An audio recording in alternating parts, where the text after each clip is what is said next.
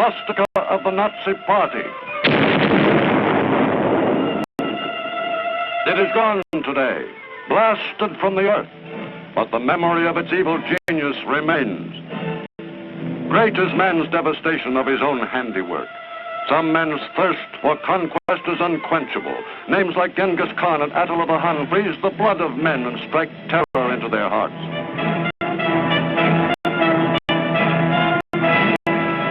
Such a name was Adolf Hitler.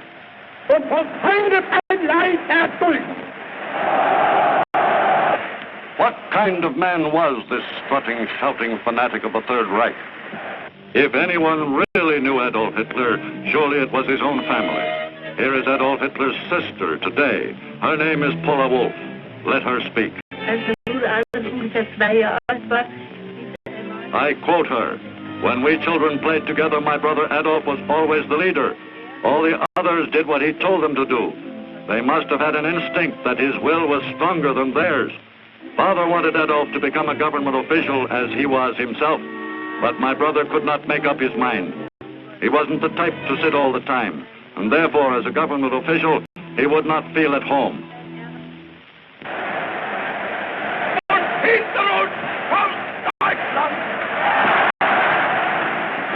Hitler, a faceless nobody, a failure in early life who rose from the depths of a defeated and despairing Germany after World War I and fell at Armageddon years later amid the terrible wreckage of his own creation. Third Reich. To historians, Hitler's success with the German masses stemmed from his gift of oratory, from his speeches, which had something of Wagnerian music, a foggy conglomeration of gods and heroes and blood and race.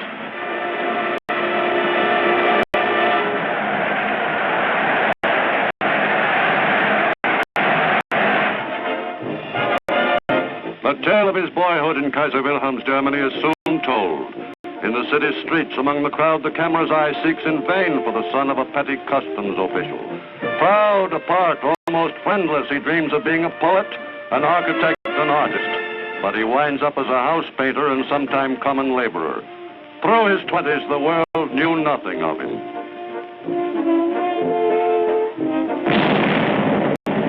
1914.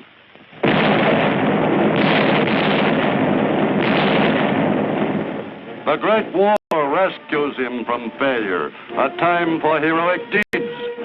A new symbol, the swastika, rises from black German defeat. Members sign up for the German Workers' Party. The symbol appeals to Adolf Hitler. As a corporal, he had been wounded and gassed in the war, and he soon leads the bitter veterans in the dark days that follow. The parades are an integral part of this new political force, soon to become the National Socialist or Nazi Party. It is now 1920, and Hitler talks himself into the leadership of the party.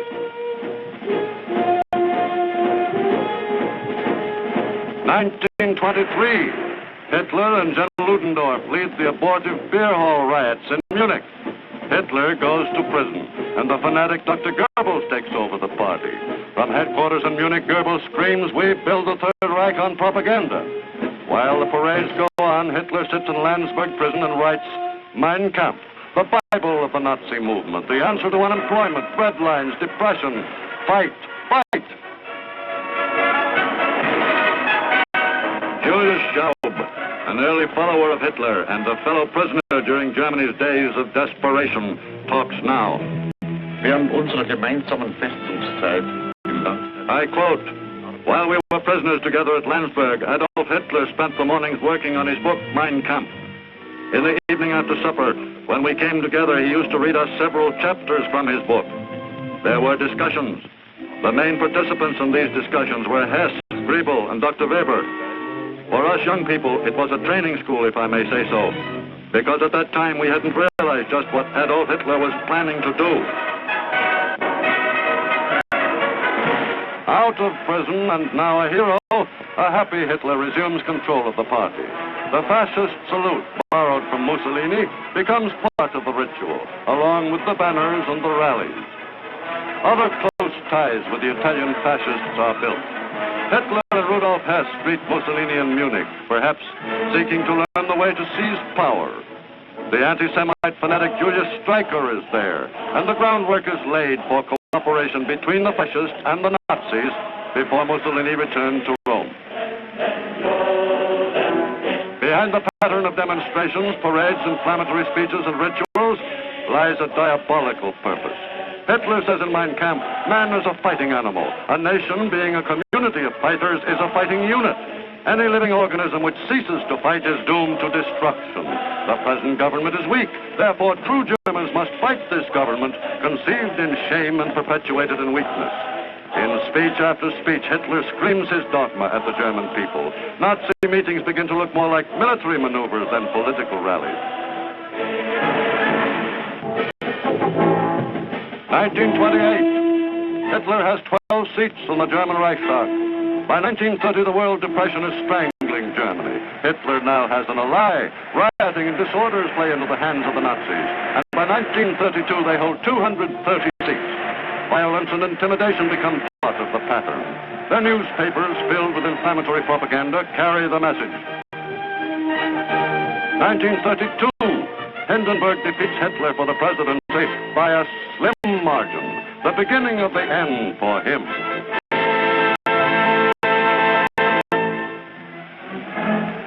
January 30th, 1933. Hindenburg is through. Hitler is named Chancellor. And in a torchlight parade, his followers pay pagan homage to the undisputed master of Germany. The Stahlhelm or steel hats, the SS elite guards, and the SA stormtroopers are all there. And they will spread terror throughout the land. Hitler now has the support of the big German cartels. Hitler is now able to put into practice his thesis as spelled out in Mein Kampf, that the aim of all education and all effort is to produce a German who can become a soldier.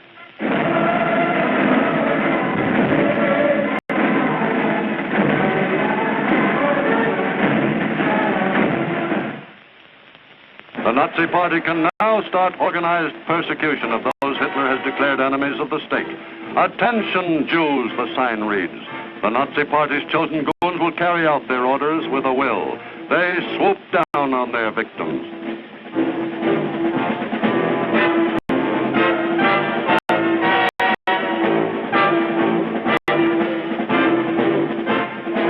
Homes are broken into day and night. Hitler says in Mein Kampf, only the application of brute force used continuously and ruthlessly can bring about a decision in favor of the side it supports. Early in 1933, all meetings of the Communist Party are forbidden in Germany. After the Reichstag fire, 4,000 are arrested and hurled into concentration camps behind barbed wire fences. Brown shirts and black shirts join in these roundups. Up to the time of Hitler's appointment as Chancellor, control of the Prussian police has rested in the hands of the President. Now that is ended.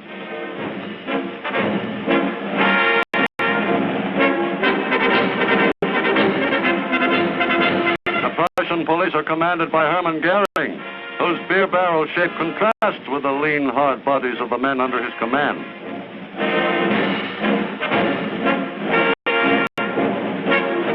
There's not to reason why or to question the will of the Führer. August 2nd, 1934, President von Hindenburg, the idol of the German people, dies. Hitler digs in, assuming the presidency and consolidating the office with that of Chancellor. He prods the German people toward his goal at an ever-quickening pace.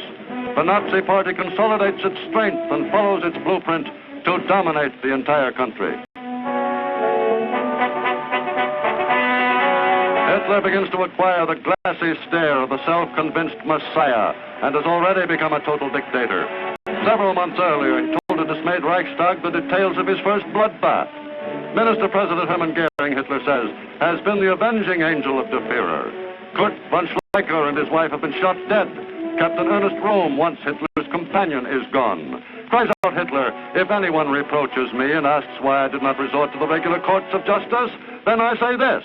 In this hour, I was responsible for the fate of the German people.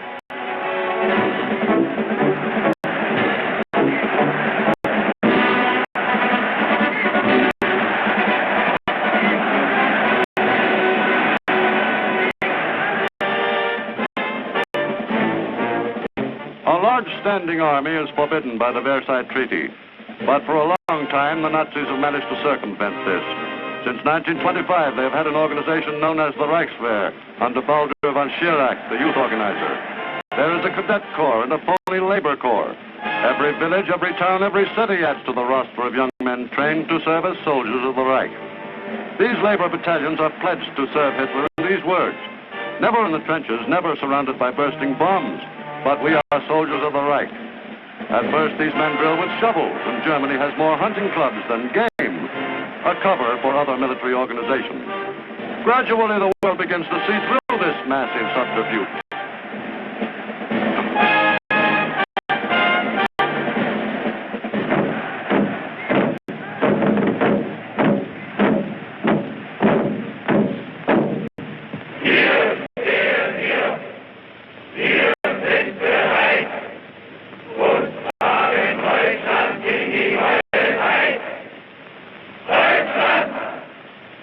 Kamerad, woher stammst du? Aus Friesenland. Und du, Kamerad?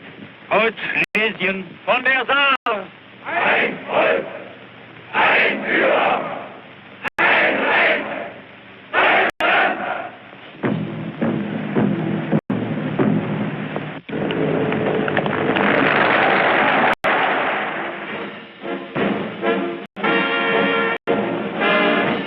Increasingly bolder with each passing day, the conspirators against world peace soon are strong enough to forget the false labor battalions and the phony shovels. Armed with real guns and striding along in new uniforms, they are a finished fighting force.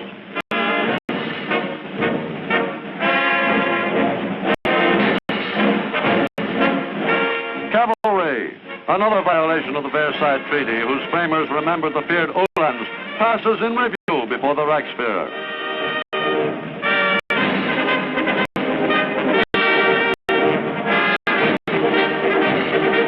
Panzer cars begin to appear. As time passes, the goal, world conquest, seems closer.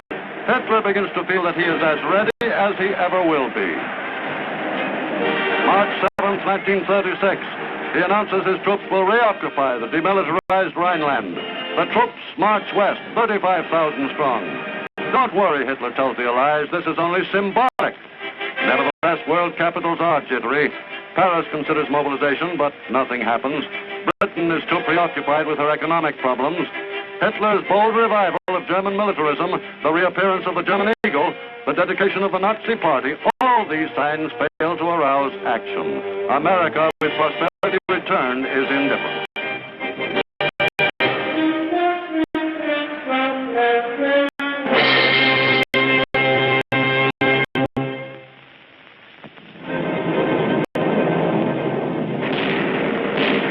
By 1938, Hitler has an air force of 1,500 first-class fighters, tanks and panzer cars for his slick motorized division, and 3.5 million trained soldiers.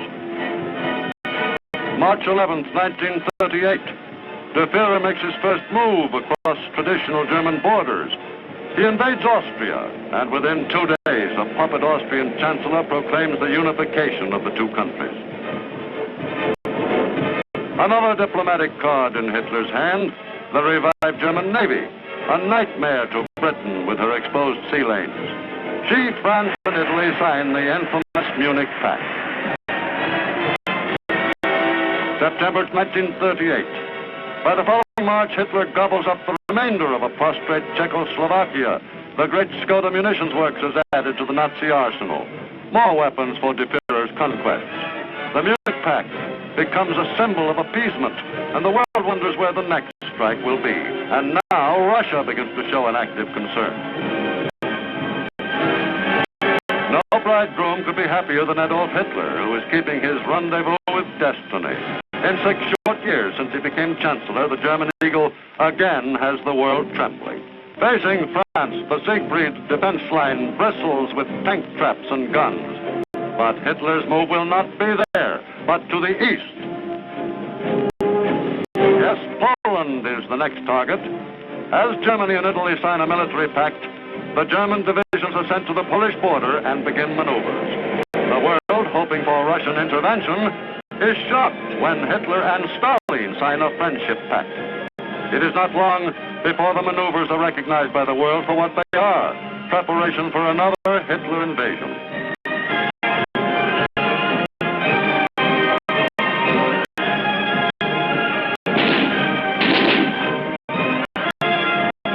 To the Polish border, Hitler has sent divisions of cavalry to cope with the Polish mud when it becomes too difficult for the mechanized divisions. Everything goes according to plan. Out of the youth groups have come divisions of hardened soldiers ready to die for the fatherland. Out of the young groups of athletes who practice jumping come the tough paratroopers ready to strike with lightning speed. From the glider clubs, supposedly sports clubs, come the trained pilots to man the Messerschmitt.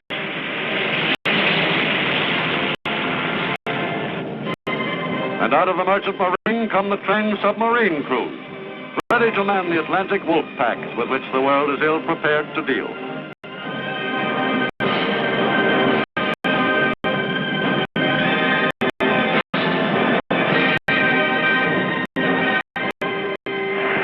Yes, the youth groups are serving their purpose in the Nazi master plan. September 1st, 1939. Germany's radio stations crackle out the warnings, stand by, something big. Inside one heavily guarded studio, the Minister of Propaganda, Joseph Goebbels, speaks. The news is world-shaking. Germany has invaded Poland. Within 2 days, France and Britain have in turn declared war upon Germany. From the balcony of the Reich Chancellery, Adolf Hitler speaks to the people. Let us do duty. He is shocked and furious at the allies who come to the aid of Poland. There is fighting in the streets of Danzig, desperate fighting all over Poland.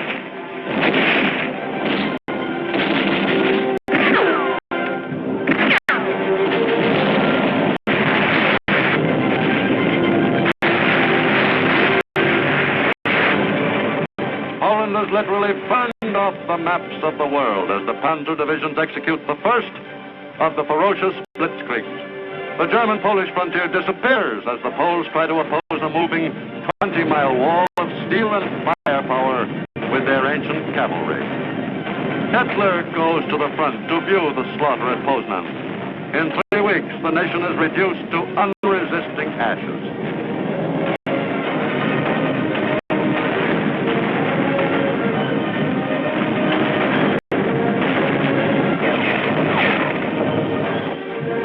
Britain and France had decided to come to the aid of the stricken country, but there is little they can do.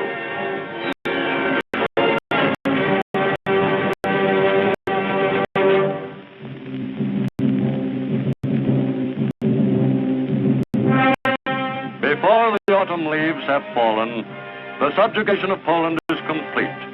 The world now knows it is engaged in a death struggle with the former unemployed house painter, now become world conqueror.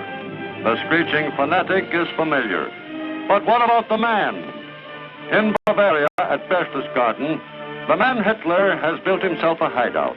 It has a patio overlooking the wild mountain known as Untersberg. It is here that he entertains top Nazi officials in private. And it is here that his love for a woman grows and becomes a strange part of this implacable despot's private life. Eva Braun, ex-receptionist in the photo shop run by Hitler's photographer Heinrich Hoffmann, had begun to appear earlier at Hitler's private receptions at his mountain retreat. Few people knew the strange fascination he has for women. Because of him, 3 had tried suicide. Eva Braun walked into Hitler's life in the early 30s, but only his intimate friends know of the relationship. While he conferred with party aides, Eva was always in the background at Hitler's retreat, the Berghof. As a very young girl, she had been in a woman's institute in Braunau.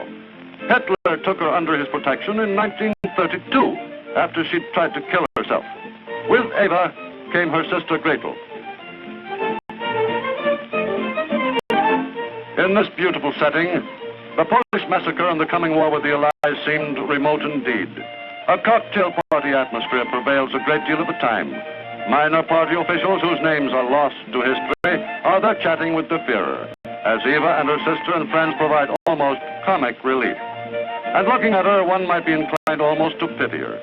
Poor girl, scarcely more than a child, and flattered by the attention of the ruler of her country, she can hardly be expected to act differently. She came from the same humble background as Hitler himself, a possible explanation of his preference for her. The wife of the Führer's adjutant, Frau Schaub, sheds a new light on the love life of Germany's master. There was, after all, Hitler the ladies' man.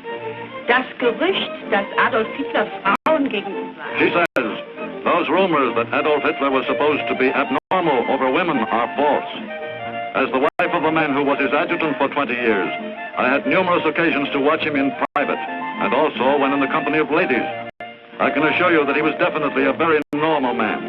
He loved women and loved to be in the presence of feminine beauty. I know all about the relationship between him and Eva Braun from 1931 right up to the end. And I also know about many other love affairs.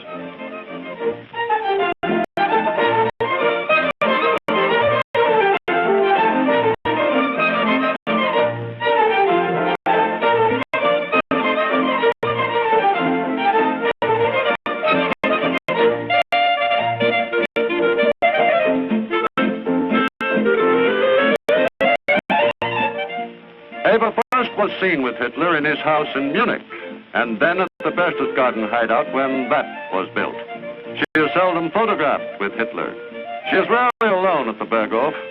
In addition to Sister Gretel, she has many of her friends who help to provide light-hearted diversion, as a balance perhaps for the more serious matters under consideration.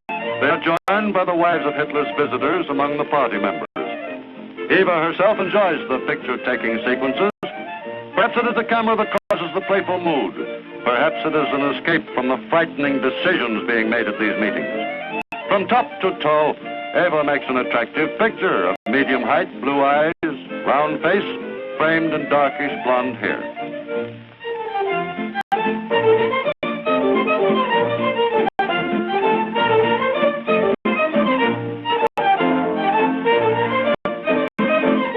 We have no comment from Hitler about his sweetheart. From others come varying opinions. Says Heinrich Hoffmann, who discovered her. She is an ordinary, pretty little shop girl with all the frivolity and vanity of her kind. To Dr. Goebbels, she is that stupid flapper. Knowing how Hitler despises fatness in any form, Eva spends a few hours a day in exercise.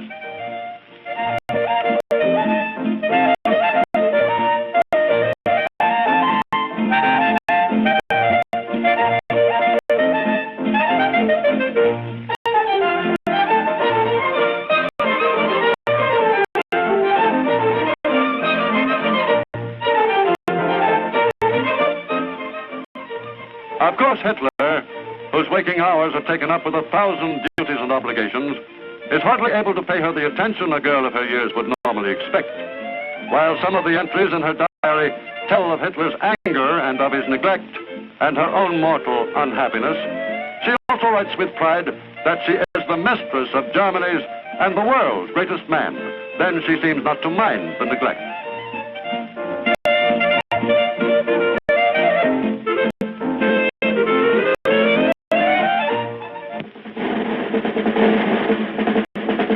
In the Berghof, the housekeeper has long been Frau Raubel, who is Hitler's half-sister. It is her job to keep the establishment going, so that the Führer may always use it as a spot for quiet business matters away from the Chancellery. But after her daughter has shot herself for love of Hitler, she resents Eva's installation as her daughter's successor. In the end, Frau Raubel quits her post, leaving Eva the chatelaine responsible only to her lord and master in every sense of the word.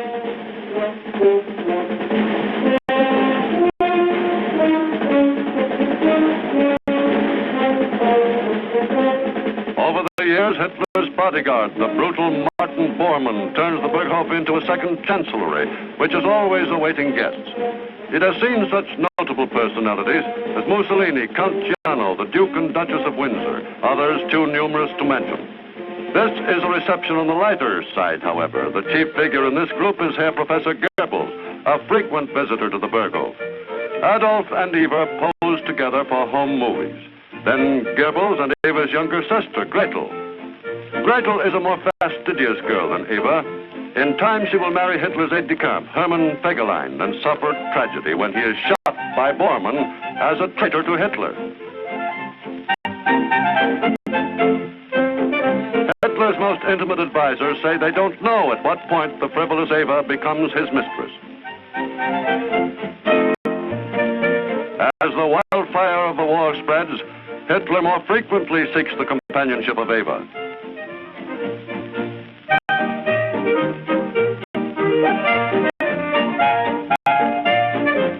There has been gossip about Hitler and Eva being the parents of a child, but it seems untrue. This baby is probably the daughter of one of her girlfriends.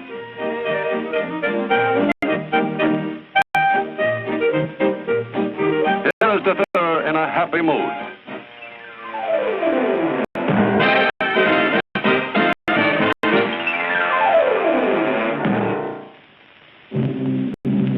It is hard to imagine now that a great war is raging. Hitler's private guard is ready for a visitor. The only intimation of war comes when someone like Count Ciano, Mussolini's son-in-law, comes to Berchtesgaden. Hitler wants to know when Benito is going to keep his promise to come into the war. Several months have gone by and Italy is still neutral. But this serious business does not interfere with the round of gay swimming parties featuring Eva Braun and her friends in a kind of water ballet. The fact that Britain and France are going to make a real effort to cut short the mad career of her lover does not curtail the daily diving practice.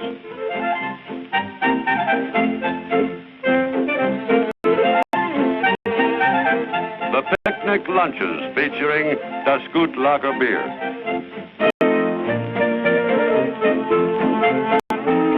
Another episode starring Eva with a supporting cast of Nazi leaders visiting Berchtesgaden. Perhaps the habit of stripping the possessions from enemies of the Reich has caused them to forget their manners.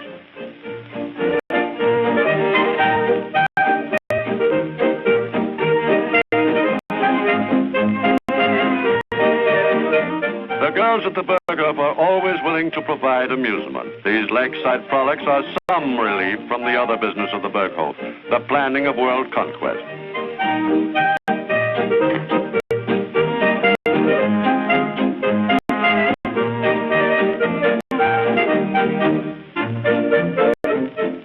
Still more water sports. It is the era of the rubber raft in the Bavarian lakes near the Berghof, and fun for the visiting leaders of the self-styled master race. Far different from the rubber rafts which are floating in the vast areas of the Atlantic with their human cargoes consigned to the sea by Hitler's roving deadly submarine wolf packs.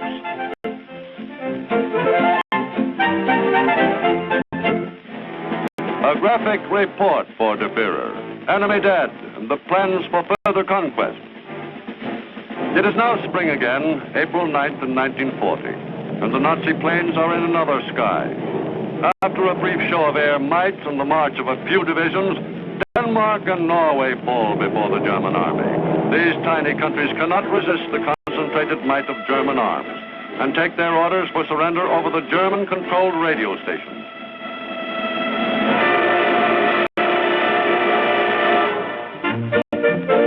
But even Hitler's attempts to remake the map of Europe brings few changes to Berchtesgaden.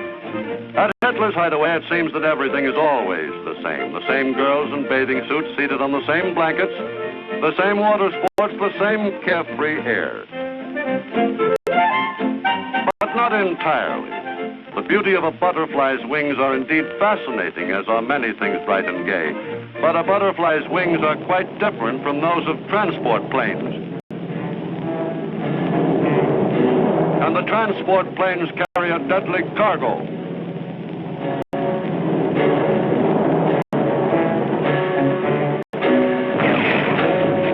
With blinding swiftness, the chain lightning of the Panzer strikes into Holland. Surrender is almost immediate. Then into Belgium.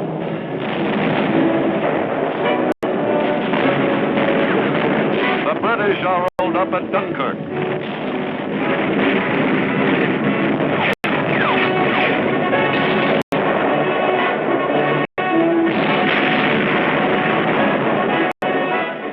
This time, Paris in the spring is a sad Paris. For the second time in a century, German troops march through the Arc de Triomphe. June 22nd, 1940, in the same railway car in the forest of Compiègne, which witnessed the German humiliation of 1918, the French are forced to sign the unhappy armistice. Among the Germans, there are congratulations all around, and De Vera, rarely letting himself go for once, almost dances a little jig. After a visit to the Paris Opera House, Hitler goes back to Berchtesgaden. He is spending more and more time in the old familiar haunt now, strolling the paths from the Berghof to the tea house that has been built for him.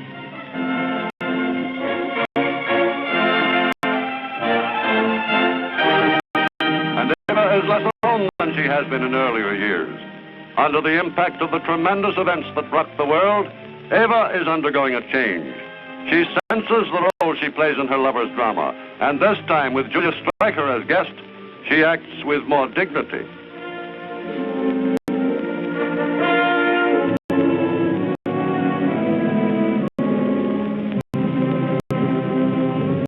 If Adolf seems detached and moody at times, and even busier than usual with Joachim von Ribbentrop and Mussolini, it is because there are great things in the air. Everything is pointing to a blow at England, the bases in France and Norway, the air battle over Britain. But Hitler has other plans, known only to his intimate advisors, such as Joseph Goebbels and Heinrich Himmler.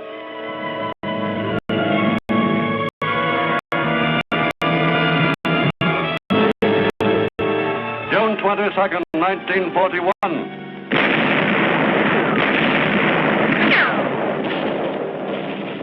Three great Nazi army groups crash into Russia on a vast front from the Gulf of Finland in the north to the Black Sea on the south. The world is shocked. No one has expected this.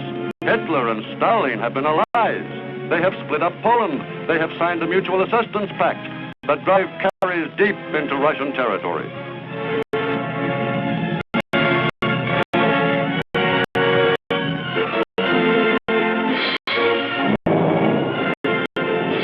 Is speeded because the Luftwaffe has absolute control of the air. In the Kremlin, in a slow, halting, colorless voice, Stalin calls upon his people to scorch the earth.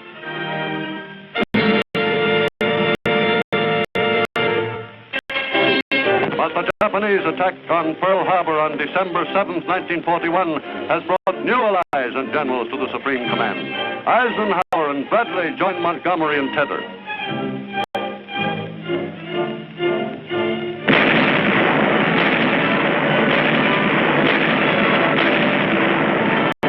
1942. American troops invade North Africa.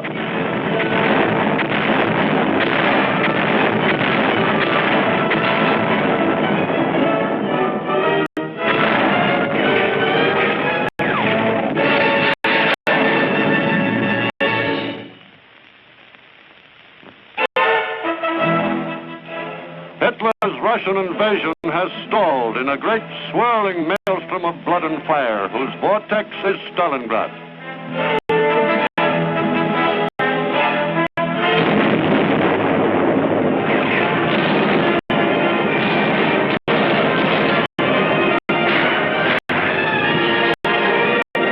July 10th, 1943, the Allies invade Sicily. Hitler has Mussolini in for a conference. De Vera does not like the way things are going in the South. There is a saying, dictators ride to and fro on tigers which they dare not dismount. Hitler gives the Italian dictator a severe dressing down. Benito listens, knowing his armies are collapsing. Eva is still kept in the background at the Berghof, doing her swimming exercises alone as her Führer struggles with the titanic problems of the war.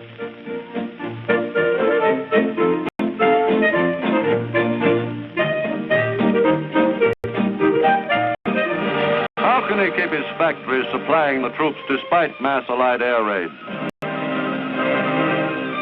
How to get more work out of slave laborers whose will to work must be created through terror and torture, and whose physical energy is being sapped by the lack of food due to the strain on the German economy.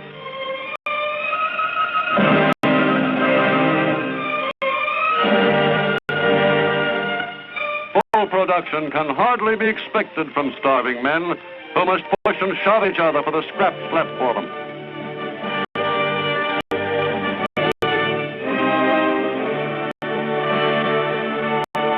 Their desperate existence is hardly considered by the residents of De Führer's private retreat atop the mountain in Bavaria, Eva and her friends. During the summer of 1943, the Rhine maidens of the Berghof seem little concerned that their world is soon to crumble in the consuming flames of the Allied counterattack. Little Eva and her friends hardly have the capacity for such speculation. Her sister Gretel, heavier now, joins in the enjoyment at one of the crystal streams near the Berghof.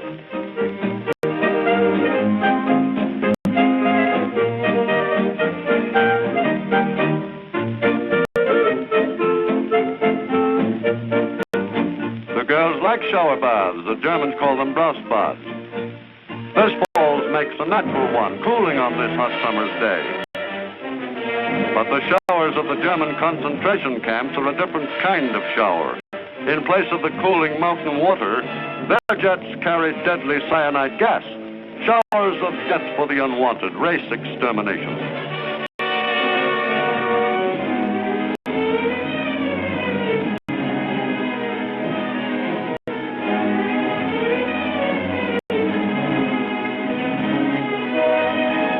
Even the clothing will be salvaged.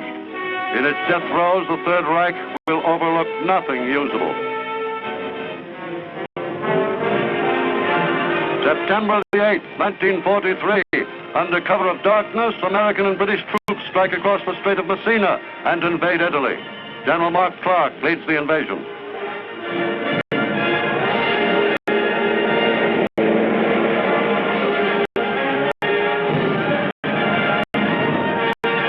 Scratch one dictator, Mussolini. German paratroopers rescue him from the prison in which he has been held in protective custody.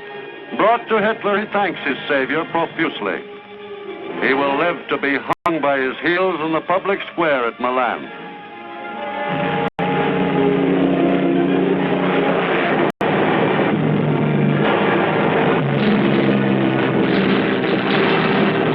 Day and night, British and American bombers are taking off from bases in Britain and North Africa to bomb Germany. In German cities, the fire apparatus is kept constantly busy by the 1,000 plane raids. It is 1944 and the Allies have almost undisputed control of the air.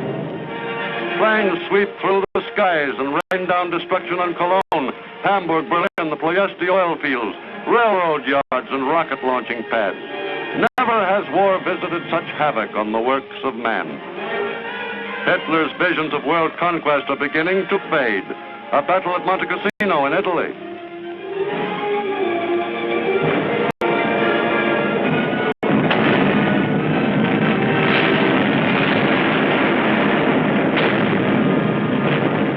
Soldiers of many nations are in the bitter fight for the monastery.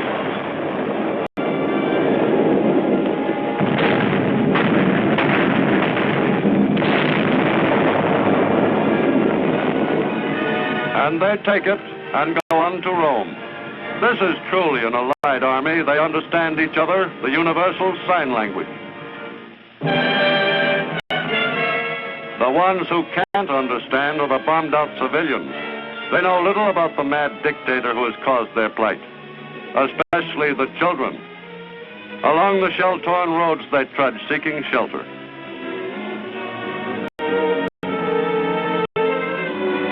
Now for one of the last glimpses of the Berghof. It's the birthday of the son of one of Eva's friends, and war or no war, a birthday deserves a celebration.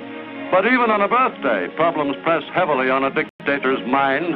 The ring is closing, but there must be some move, some master stroke. And then the bombings. Day and night, day and night. This is the repayment with interest for Warsaw and Rotterdam and Coventry. Yes, the little fellow gets a birthday party. What will the next one be like? Will there be a next one?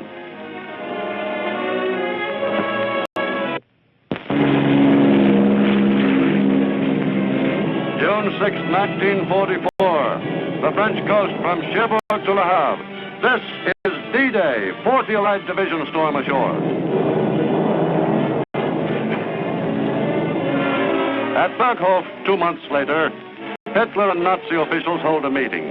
A desperate bomb plot has miscarried. Several die in the blast, but Hitler escapes.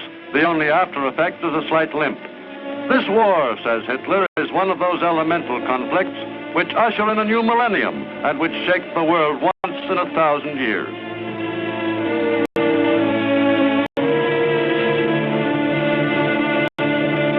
This is Schaub, who was then personal aide-de-camp. Stalingrad. He says Adolf Hitler's state of health got a lot worse because of the setbacks on the front, especially after the Battle of Stalingrad. He couldn't sleep, his nerves got worse, and he was forced to take to medicine. But I must kill all those rumors. His brain was perfectly in order, right up to his death.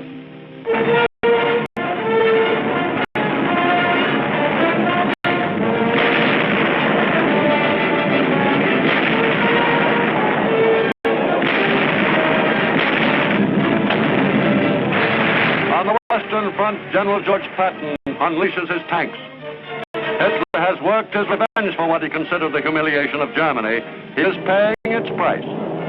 To a desperate Hitler, his Blondie is of some comfort. Faithful when even the Fuhrer's life is threatened by his former friends. She is trained to kill on command.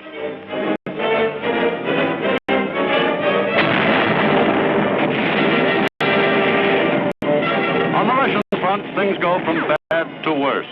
German troops are driven from Romania, Bulgaria, Yugoslavia, and Greece. The next Russian move will be into the German heartland. German troops bravely face the massive Russian attacks with the inevitable results when troops are outmanned and outgunned and hungry and cold. You never see a goose step in the snow. Disaster follows disaster. The Allies storm across France and double their aerial assaults on Germany itself. German troops are surrendering now by the thousands.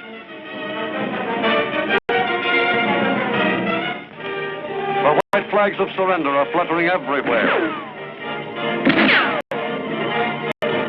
The GIs pull down the swastika and run up the stars and stripes.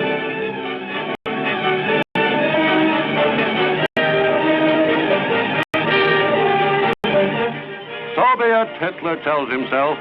If the Third Reich must fall, let it be to the Americans. But even this is not to be. There has been a deal at Yalta. The British and Americans are to draw up along the Elbe and let the Russians take Berlin. Hitler sees the handwriting on the wall. He must go to Berlin to turn the rout into victory or fall in the attempt. And so, he and Eva Braun go there and install themselves in the Chancellery. There he screams for greater sacrifices.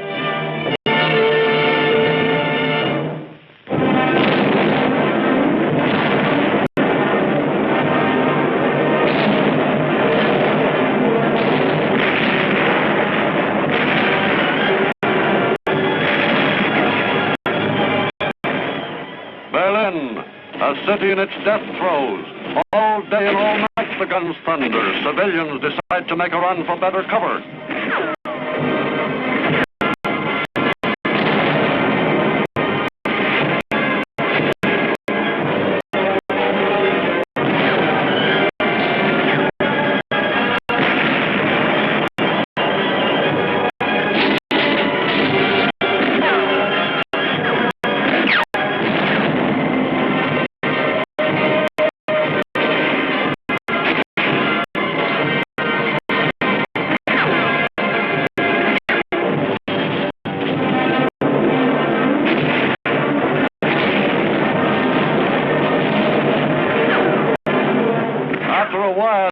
So you take chances.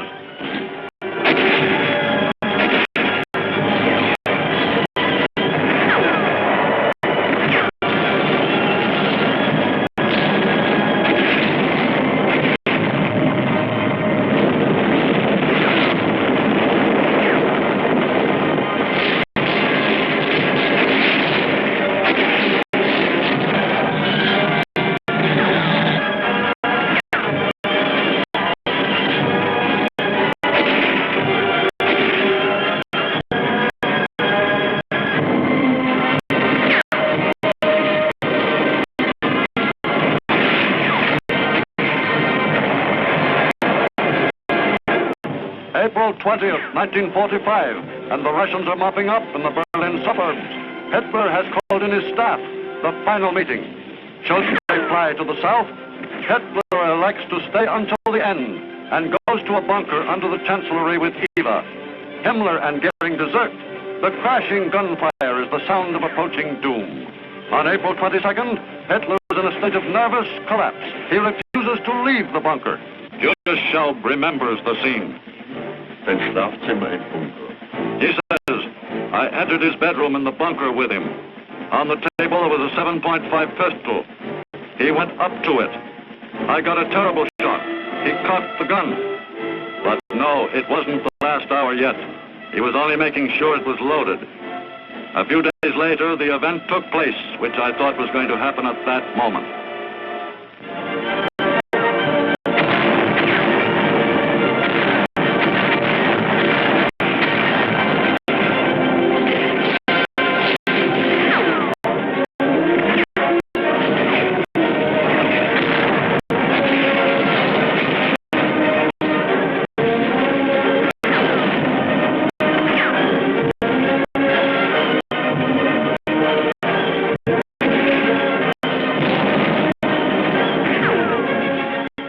Defenders of Berlin are routed out. Poison capsules are distributed to the inmates of the vault in the Chancellery. On April 29th, Hitler marries Eva Braun. Adolf Hitler's personal pilot, Hans Bauer, tells about Hitler's final orders. Circa eine halbe bis dreiviertel Stunde vor Hitler. He says, approximately 1/2 to 3/4 of an hour before Hitler's death on the 30th of April, he sent for me. When I reported, he took both my hands in his and said to me, Bauer, I want to say goodbye. For a moment I was speechless, and it took 20 minutes to say goodbye. And the other things he said, Bauer, I have 2 more orders for you.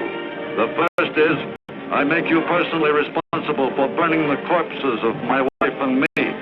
The second is, see to it that Bormann gets through to Dönitz. Dönitz will become my natural successor.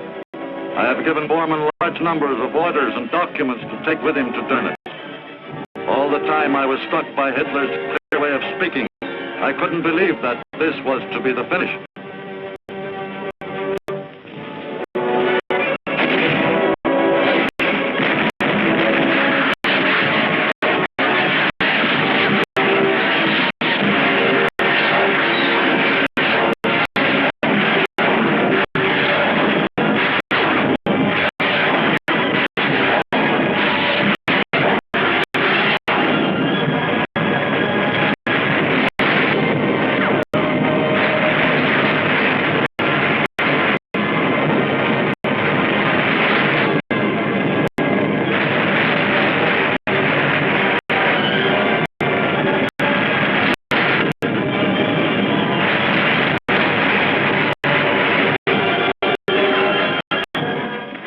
flaming Nazi capital is taken.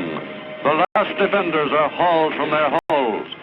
Amid the complete ruin, it is difficult to find out what happened to the fallen Nazi idol, but the full story is pieced together later. In the basement of the Chancellery, Adolf Hitler shoots and kills himself. Eva takes poison and dies. Their bodies are burned by Joseph Goebbels and Hitler bodyguard Martin Bormann and tossed into this ditch in the courtyard outside their death chamber. Here is Erich Kempka, Hitler's personal chauffeur for many years. He soaked the bodies in gasoline. He says, when I saw the chief for the last time, I definitely had the feeling that the end was near. But there was no change in him that you could see, not in his character nor anything else.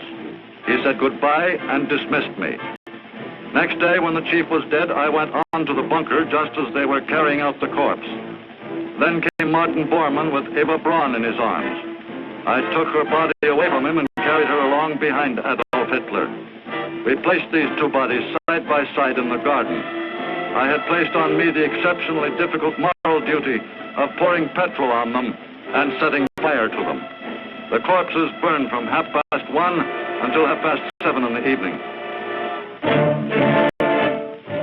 Joseph Goebbels shoots his 6 children and has an SS guard shoot his wife and himself. and the Russians hoist the red flag atop the Brandenburger Gate. American occupation troops arrive from the west, hoist the stars and stripes.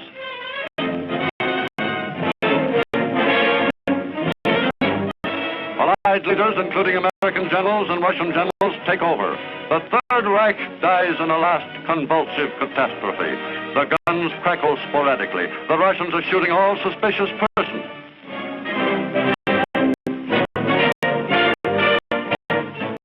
Berlin, May 4th, 1945. A city of smoldering ruins, which, like Phoenix, must rise from the ashes of itself. Adolf Hitler has left a mark on his country, which will be remembered for 1,000 years. The 1,000 years he said his Third Reich would endure. Hitler's private mountain lair, Berchtesgaden, shares the fate of Berlin. The scene of his trysts with Eva Braun is a shambles. The actors have left the scene forever. The Nazi leaders are dead or in prison, and the female lead, Eva herself, is a rotting corpse, charred beyond recognition.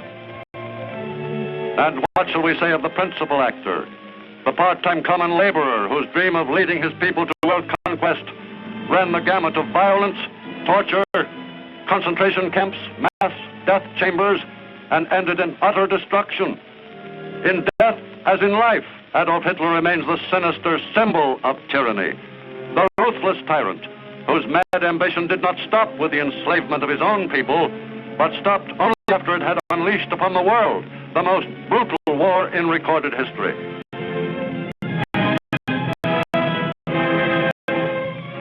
Quiet has returned to the gay patio at the Berghof.